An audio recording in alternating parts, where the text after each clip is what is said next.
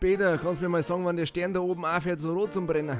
Kannst mir du sagen, ob ich gestern vor lauter Fetzengerät gespielt hab, weil mir brennt's den ganzen so zusammen. Keine Ahnung, Depp, aber es kann sein, dass ich gestern meinen Ansatzarm eventuell überdehnt hab.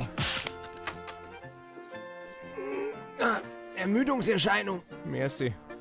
Gut, Thema. Weißt, ich denk mir so im Laufe der Jahre halten unsere Holzköpfe die Sauferei einfach nicht mehr aus. Diese These halte ich jetzt für einen Krampf. Ja, siehst du mal, was die Hitze aus mir macht. Manchmal muss ich einfach dran denken, wie schön eigentlich die guten alten Zeiten einmal waren. Damals, da wo man nach 8 halbe schon einen Rausch gehabt hat. Fix, Alter, das war ja nur noch geil. Da wo man sich schon beim Frühschoppen 6 dunkle Weizen reinzimmert und nach 5 Blutwurz dann alles derspeibt. Und dann wird weitergesoffen. Kursmaß.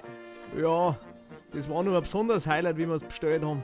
Kursmaß. Das war ja ganz geil, aber ich habe ja schon Kondensationen am Buckel, weil mir schon das ganze Arschwasser verdampft. Kursmaß. Ah, jetzt halt einmal deine Fotzen, du gehst mir schon langsam auf den Pelz. Na, da, lies einmal, was da steht. Kursmaß für 4,50 in der Happy Hour von 16 bis 0 Uhr. Du Peter, ich bin zwar nicht abergläubisch, aber das war glaube ich ein Zeichen. Am besten du rufst jetzt Antenne Bayern gleich an. Kann Stau geben, wegen einem riesigen Getränkeunfall!